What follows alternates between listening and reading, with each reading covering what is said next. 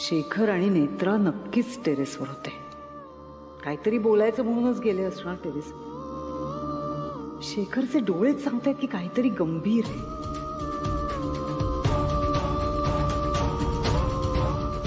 नेमकं काय कळलंय दोघांना? कशावरून बोलणं सुरू आहे काही कळत नाही.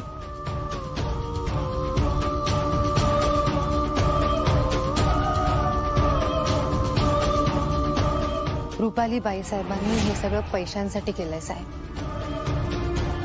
संपत्तीसाठी केलंय.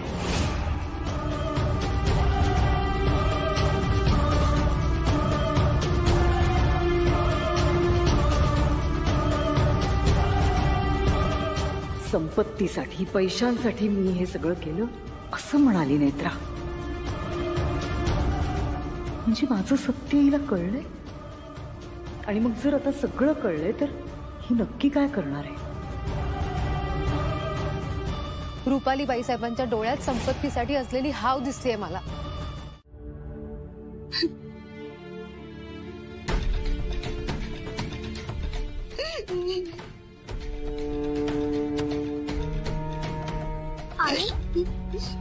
आई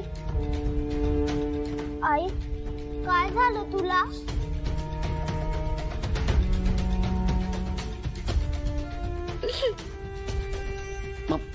ममता ऐक ना. हात लावू नका मला, दूर व्हा माझ्यापासून. तू एकदा माझं ऐकून तर घे ना. काय ऐकायचं राहिलंय आता? काय ऐकू मी? लाज वाटते तुम्हाला? एक लहान मुलगा आहे तुम्हाला आणि तुम्ही काय करताय शेखर? अगं ममता ते तू मला एक शब्दही ऐकायचा नाहीये. आई बाबा रागवले का तुला? आई रडू नको, आपण त्यांचं घर उन्हात बांधूया.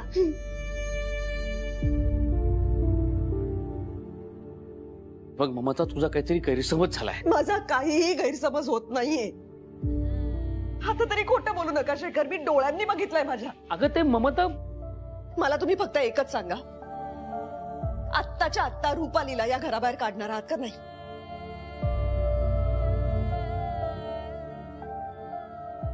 ऐकलत ना तुम्ही मी काय म्हणाले ते? रुपालीला घराबाहेर काढणार आहात का नाही? तिला घराबाहेर काढू शकत नाही. ती बाबांची काळजी घ्यायला या घरात आली. अहो मग बाबांची काळजी घ्यायला आली ना ती, मग तुम्ही काय करताय? हे बघ तू समजते, तुम्ही तिला घराबाहेर काढणार आहात का नाही?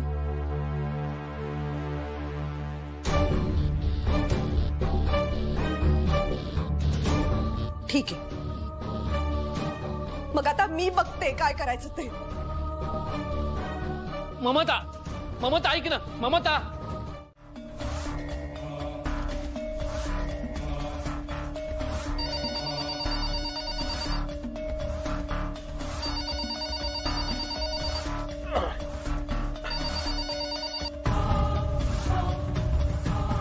हॅलो, कोण?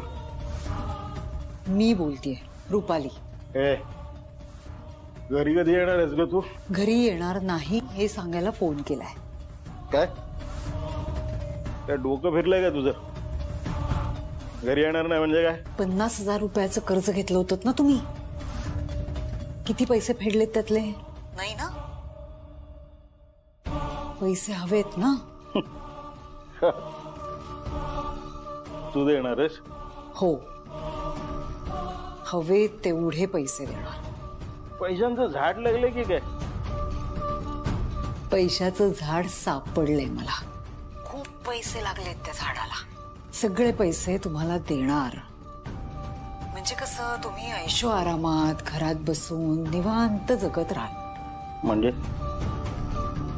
हे बघा, तसंही मी तुम्हाला सोडणारच होते. तुम्ही नकोच होतात मला. काय बडबडतेस, कळतंय का तुला? नाही, बरोबर आहे ना? मग आता दुःखात कशाला राहायचंय? मी तुम्हाला पैसे देत राहीन, घरी बसून आरामात जगत राहा तुम्ही. काय फक्त एक मदत लागेल तुमची.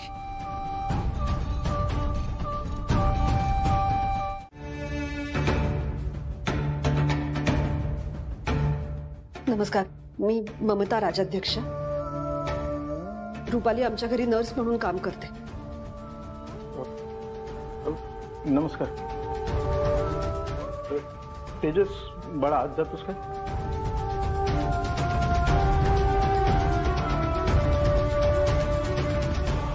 काय झालं ताई? रुपाली ठीक आहे ना? हो, मी तिच्याच बद्दल बोलायला आले होते. तुम्ही तिला घरी बोलवून घेऊ शकता का प्लीज? काय झालंय काय ताई?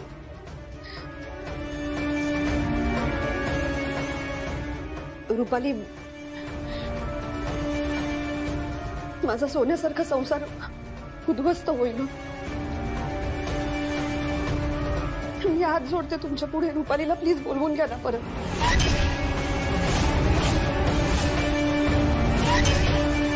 ममता, आता तरी खरं खरं सांग, हे सगळं काय आहे?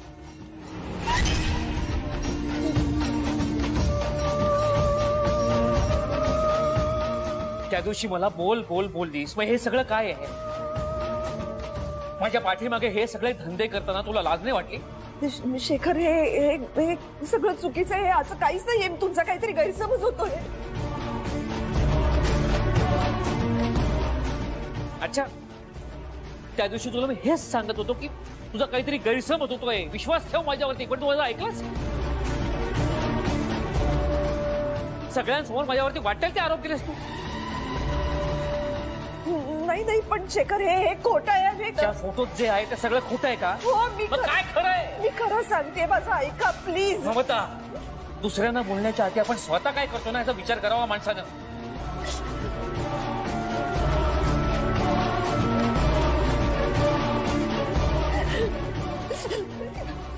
शेखर, मी आदूच्या डोक्यावर हात ठेवून शपथ घेते, मी असं काही करत नाही. म्हणजे अद्वैतपासनं शेखर, असं नका करू. तुला लाज नाही वाटत? अद्वैतची खोटी शपथ घेतेस ते? येतो की अद्वैतला आत घेऊन जा. अगं आत घेऊन जा, येतो की. आदू, शेखर, माझं ऐका ना. मी सांगते ते खरं आहे. कसा विश्वास ठेवू मी तुझ्यावरती? काय कमी केलं मी तुला? या फोटोत सरळ सरळ दिसतंय तुझा आणि रुपालीच्या नवऱ्याचं. शी, तू आता रड, नाही वाटेल ते कर. मी तुला कधीही माफ करणार नाही. मला तुझं तोंड देखील बघायचं नाही. शेखर, असं अरे नका. दादा ऐक. दादा शेखर, माझं ऐका.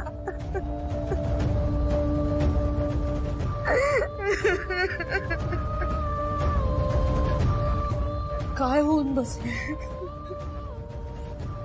मी विचार सुद्धा केला नव्हता असं. नाही, सहनच होत नाहीये मला. मी ना ते दुसऱ्याचा संसार मोडताना पाहू शकत, ना स्वतःचा मोडलेला संसार पाहू शकत नाही. जगायचंच नाहीये मला. मला नाही जगायचं.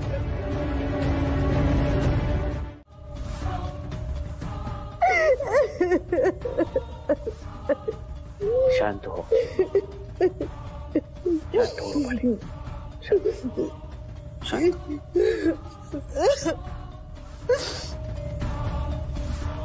काय झालं असं शेखर? ताईने असं करायला नको होतं.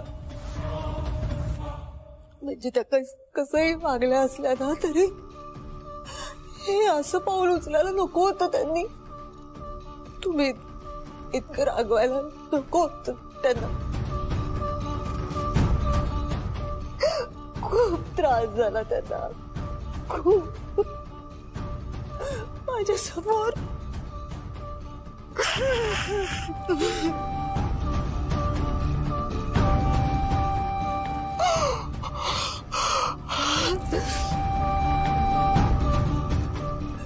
शेखर, मला वाटायचं की कधीतरी मला सुख मिळेल. मी सुख मिळवण्यासाठी खूप मेहनत केली, दिवस रात्र कष्ट केले, पण शेखर नाही, खरंच नाहीये माझ्या नशिबात सुख.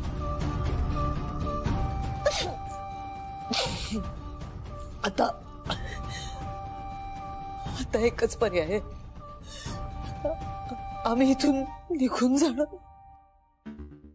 आम्ही म्हणजे? आपलं बाळ.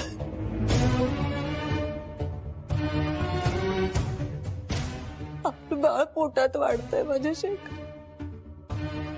मला नाही माहित मी त्याला कसं मोठं करेन, कसं वाढवेन, पण एवढं मात्र नक्की की मी त्याला जन्म देणार. येते शेखर. नाही थांब रुपाली, तू कुठेही जायचं नाहीस. मग काय करू मी शेखर? माझा नवरा सोडून गेला मला, आणि आता या घरात कुठल्या हक्कानं राहू मी? माझं तेजस, आपलं बाळ, आम्हाला कोण स्वीकारणार?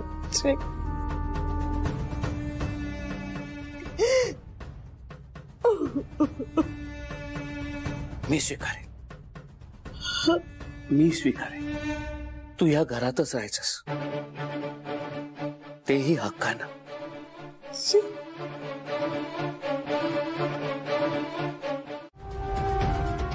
माणसांच्या भावना नाही, आणि तुम्ही त्या माणसांच्या चित्रांवर विश्वास ठेवलात.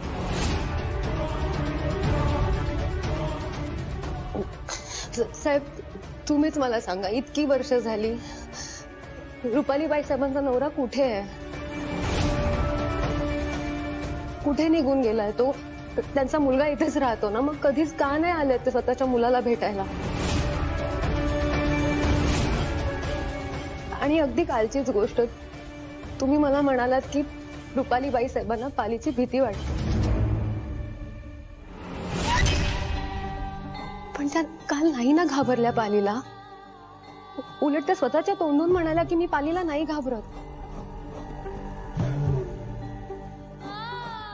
साहेब, इतके वर्ष तुम्हाला हे प्रश्न नाही पडले कारण रुपालीबाई साहेबांनी तुम्हाला हे प्रश्न कधी पडूच दिले नाही, आणि त्यात तुमच्यामुळे त्यांना दिवस गेले होते. या अपराधी भावनेत तुम्ही अडकला होता. साहेब, तुम्ही असं करता का? तुम्ही ना फक्त रुपालीबाई साहेबांच्या नवऱ्याला शोधा, कदाचित तुमची खात्री पटेल.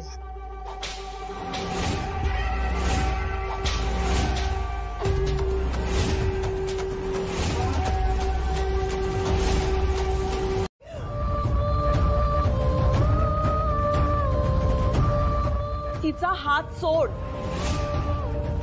तुला दिसत नाही तिला त्रास होतोय? तिच्यामुळे अख्ख्या घराला त्रास होतोय, ते दिसत नाहीये तुला?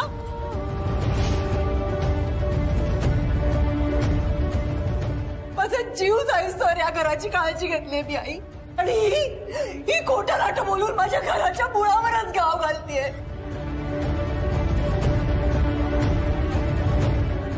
मुळावर म्हणजे? 2 मिनिटं थांब ना जरा.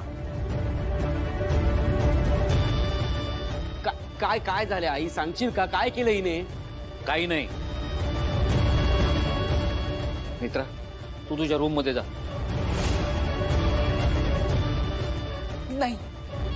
नाही शेखर, आज सोक्षमोक्ष लागायलाच हवा, आणि तो मी लावणार.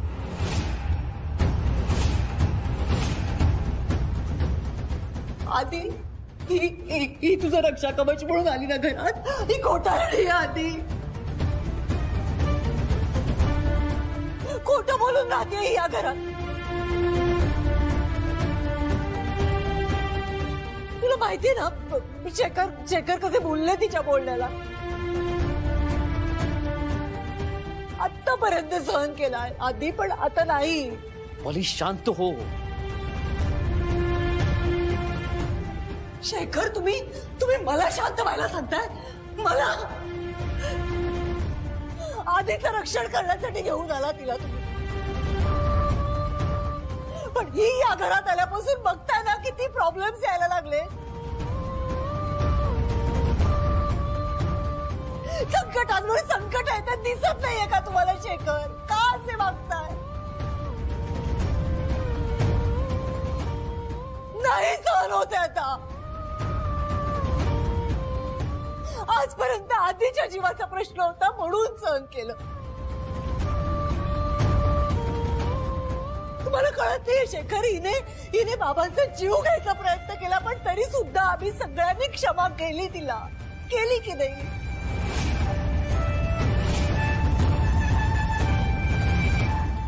आई इतके दिवस ना मला एका गोष्टीची शंका होतीच, पण मी दुर्लक्ष करत होते. आज मी माझ्या कानाने ऐकलं, माझ्या डोळ्यांनी पाहिलं आणि माझी खात्री झाली. आई कसली शंका? काय झालंय रुपाली? आता हिनं आणखीन काय केलंय? आई तुम्ही म्हणत होतात की नाही, मी लक्ष्मी म्हणून या घरात आले. मी घरात आल्यानंतर या घरात फक्त सुख आणि सुखच येणार.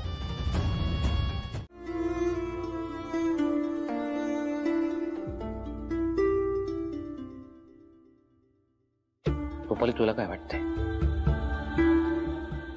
हे सगळं माझ्याकरता सोपं नाहीये ग.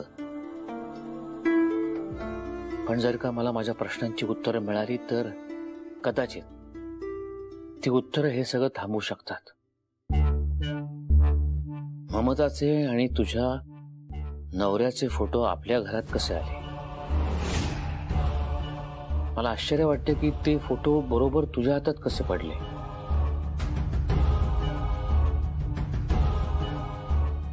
कोणी काढले होते ते फोटो?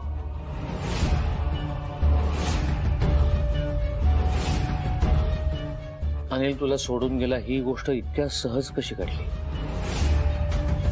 तो निघून गेला तेव्हा तुमच्यात नेमकं काय बोलणं झालं होतं?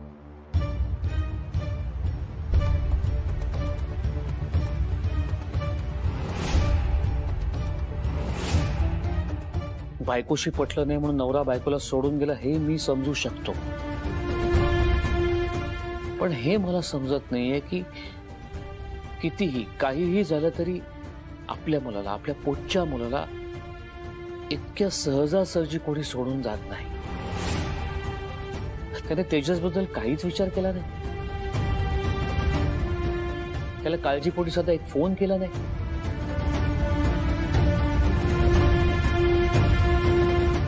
रुपाली, अनिल कुठे गेलाय?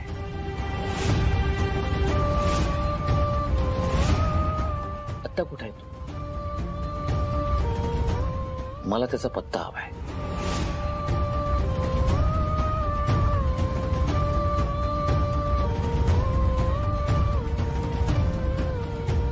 नेत्राच्या सांगण्यावरून विचारताय तुम्ही प्रश्न? काय काय नाही, मला वाटलं की ठीक आहे ठीक आहे ठीक आहे, आय कॅन अंडरस्टँड. आई ऐक ना, हे सगळं काय चाललंय? माझ्या डोक्यावरून जाते सगळं. शेखरना पण बरेच प्रश्न पडतायत. पण मला हे कळत नाही की ज्या गोष्टी गेल्या 20 वर्षात कोणापर्यंत नाही पोहोचल्या, ज्या तितक्याच आत होत्या, त्या अचानक कशा बाहेर कशा काय येऊ शकतात? आई लवकरात लवकर काहीतरी करावं लागेल, नाहीतर आपल्याला या घरातून एक्झिट घ्यावी लागेल. हे प्रकरण खूप मोठं होत चाललंय आता. आई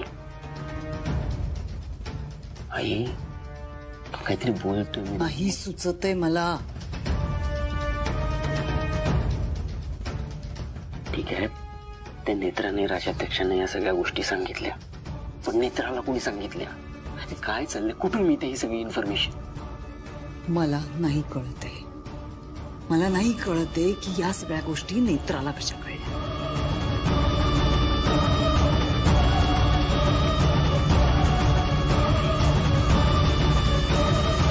ऐक माझं, ऐक. आता हे सगळं अति होतंय. ती आईवर वाटेल ते एलिगेशन्स लावते. तू आधी बेडरूम मध्ये जा. बाबा न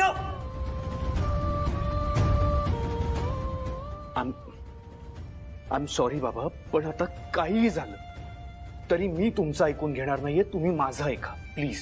अद्वैत, मिस्टर राजाध्यक्ष, तो काहीतरी बोलण्याचा प्रयत्न करतोय. मला माहिती आहे, बघा मी तुमचा सावत्र मुलगा आहे, तुम्ही माझं तर ऐकणार नाही. तो तुमचा सख्खा लाडका मुलगा, ऍटलीस्ट त्याचा तरी ऐका. तू मध्ये पडू नकोस.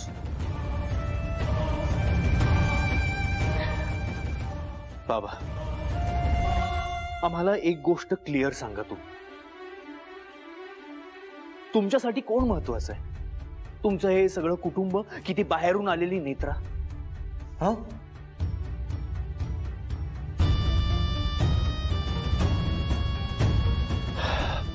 शेखर, अरे रुपालीच्या मनाचा विचार कर ना जरा. काय वाटलं असेल तिला? 20 वर्ष संसार केला ना तिनं तुझ्या बरोबर.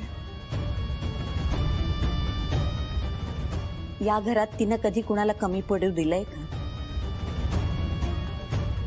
ममता गेल्यानंतर तिनंच तर घर सावरलं ना. पण या नेत्रामुळे तू तिलाच दोषी ठरवतोस. असं करू नकोस बाबा. जरा शांत डोक्याने विचार कर. आई, मी कोणालाही दोषी ठरवत नाहीये.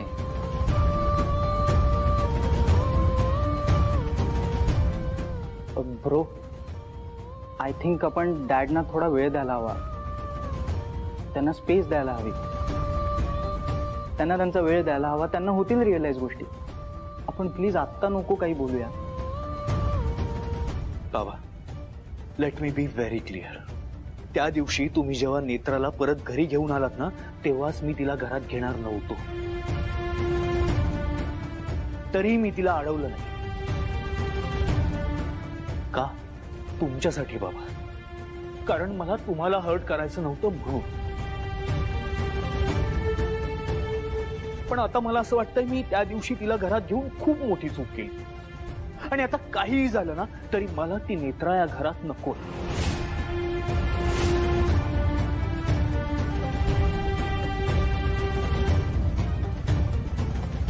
बाबा तुम्ही बोला. तुम्ही काहीच का नाही बोलत आहात? का अजूनही तुम्हाला ती नेत्रा बोलते तेच बरोबर आहे असं वाटतं? ती बोलते तेच खरं आहे का? बाबा हे असेल तर सिद्ध करा की आई गिल्टी आहे.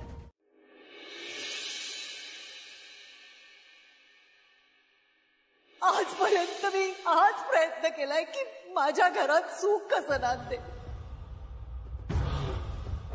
पण आई, हिने माझ्या नवऱ्याच्या मनात माझ्याविषयी विष पेरलंय.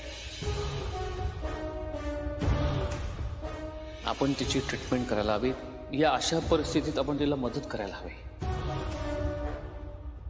पण तोपर्यंत प्लीज सगळ्यांनी शांत राहा.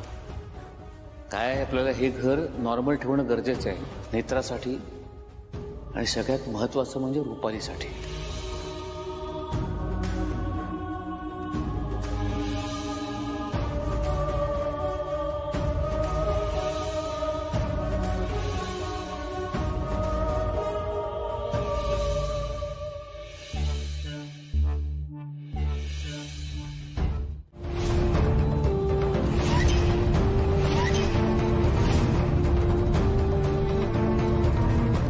छान जमतं ग तुला. साळसूदपणाचा आव आणून वर माझं चुकलं म्हणालीस. सगळी नाटकं कळतायत मला. शेखरला जे सांगितलंस ते तुला कसं कळलं? थोबाड उचकट. तुम्ही का विचारताय? तसं हे सगळं खोटं आहे असंच म्हणणं आहे ना तुमचं? मग राहू द्या. तुला सहजासहजी सोडायचं नाहीये मला, म्हणून विचारते. तुला काय वाटतं ही सगळी नाटकं करून या घरात तग धरू शकशील तू? शेखरला सगळं सांगितलंस. काय झालं? तुलाच वेडी ठरवलं ना सगळ्यांनी. ठरू दे. वेडी ठरव नाही तर आणखीन काही. पण मी आता घाबरणार नाहीये बाईसाहेब. आणि माघारही घेणार. माघार घ्यावी लागेल तुला, शब्द आहे माझा. नाही माझ्या समोर नांगी टाकून इथून निघून गेलीस ना तर नावाची रुपाली नाही मी. बाईसाहेब मी म्हणाले ना तुम्हाला, मी घाबरणार नाहीये. आणि शेखर साहेब म्हणत नाहीत तोवर हे घर सोडूनही कुठेच जाणार नाही.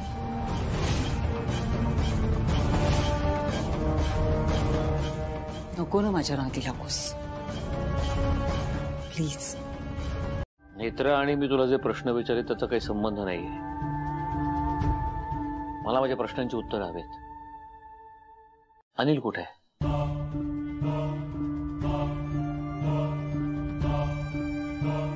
तुम्हाला कळत नाहीये का शेखर?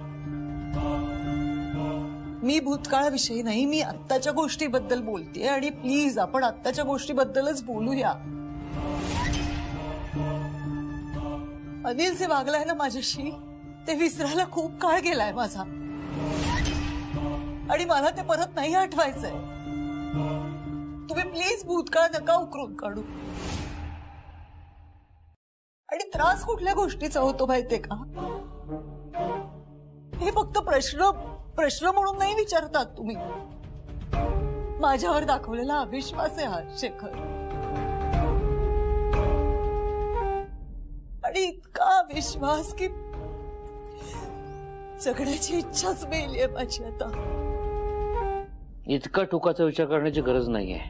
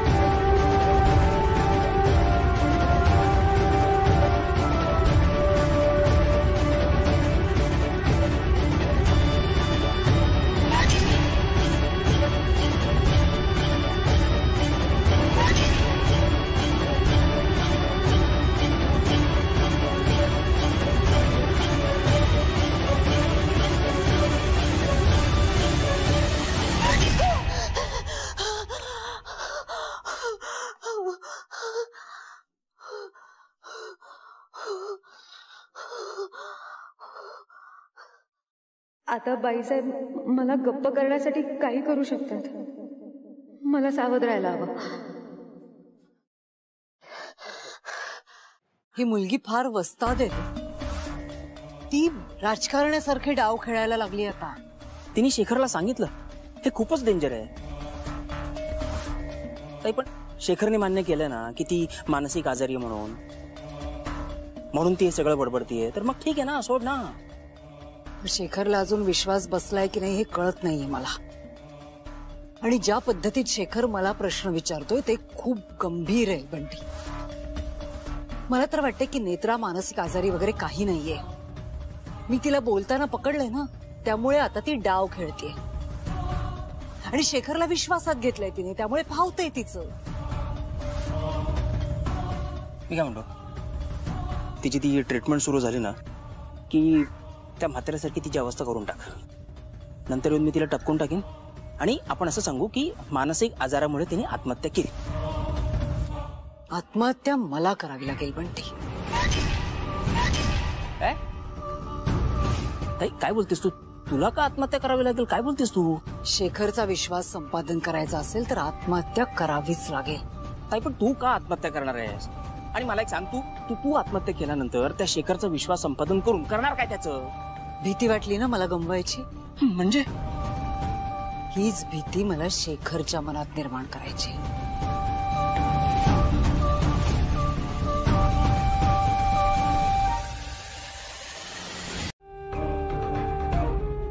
लवकर बरी हो ग. तुझ्यामुळे ना माझा संसार नको तुटायला.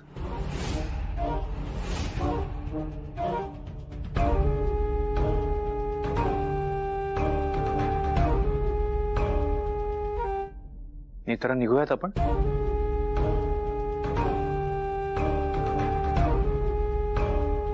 तू टेन्शन नको घेऊस, आम्ही आहोत सगळे तुझ्या बरोबर. चल.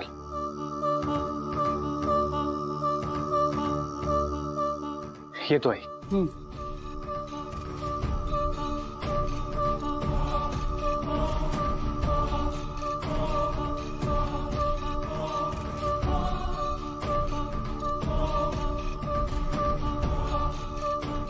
तू कुठे गेली होतीस?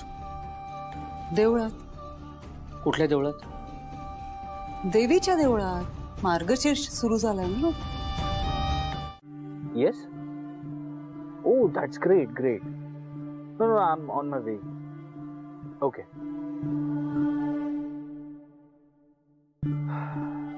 नेत्रा, आता तुझे सगळे प्रॉब्लेम्स दूर होतील. काय झालं? कोणाचा फोन होता? अगं ऍक्च्युली मी एका वेगळ्याच डॉक्टरची अपॉइंटमेंट घेतली होती तुझ्यासाठी and he is a very good doctor. But somehow त्यांच्याशी कॉन्टॅक्ट होत नव्हता. सो मी बाबांना विचारलं आणि मग बाबांनी हे दुसऱ्या डॉक्टरकडे जायला सांगितलं होतं आपल्याला. पण आता त्याच डॉक्टरचा फोन आलाय मला समोर. ते भेटतायत आपल्याला.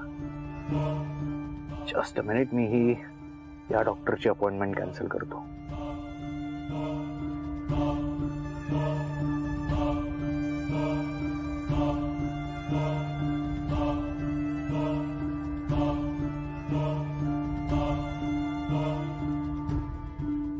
शेखर साहेबांनी मला ज्या डॉक्टरकडे घेऊन जायला सांगितलं होतं, अद्वैत साहेबांना तिकडे नाही घेऊन जाणार आहेत. ते तर मला दुसऱ्याच डॉक्टरकडे घेऊन चालल्यात. आता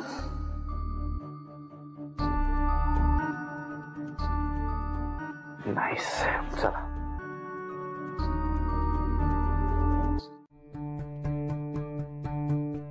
थँक्यू. कसं चाललंय ऑफिसचं काम? उत्तम चाललंय की. काय ग? असं एकदम का विचारलंस? नाही सहजच. एक काम करतो, आज संध्याकाळी ऑफिस मधून लवकर घरी येतो. आपण मस्त संध्याकाळी फिरायला जाऊ, जेवायला जाऊ. छान निवांत गप्पा मारता येतील. चालेल ना? आवडेल. गेल्या कित्येक दिवसात निवांतपणे बोललोच नाही होत आपण. मी ऑफिस मध्ये निघताना फोन करतो मग. हो. शेखर, गेल्या काही दिवसामध्ये सगळ्या गोष्टी बदलल्या असल्या तरी मी तीच आहे, तशीच आहे. रुमाल. थँक्यू. पण बदललं काहीच नाही रुपाली. आहे तसंच आहे. तर मला माझ्या काही. आपण संध्याकाळी बोलूया ना. भेटणारच होत ना आपण. निवांत बोलता येईल. आत्ता बोलत बसलो तर तुमचा वेळ जाईल, कामाला उशीर होईल आणि मग तुम्ही म्हणाल संध्याकाळचं कॅन्सल करूया. तर असं नको. ठीक आहे, मी संध्याकाळी लवकर येतो. तू तयार राहा. चल बाय.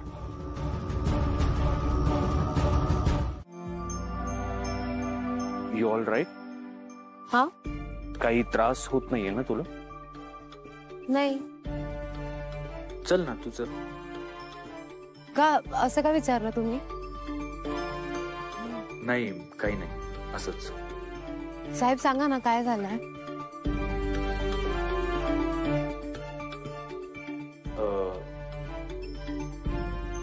नेत्रा, साईट ऑफिस इथे समोरच आहे. मी एक काम करतो, तुला घरी सोडतो आणि मग परत येतो ऑफिसला. पण साहेब तुम्ही एकटेच जाणार. डोंट वरी. नाही, बाबा आहेत ऑफिसवर. डोंट वरी. चल मी बस सोडतो तुला. नाही नको. मग तुम्ही घरापर्यंत कशाला येताय? मी जाते की रिक्षाने. नक्की? म्हणजे जमेल ना तुला? कारण एकटी तू कशी जाणार? नाही जमेल मला, जमेल. रिक्षा रिक्षा FC रोड. हा बस.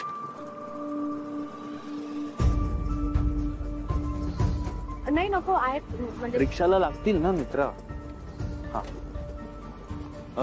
सांभाळून न्या दादा. तिथे गेल्यावर लक्षात येईल ना तुझ्या. ओके.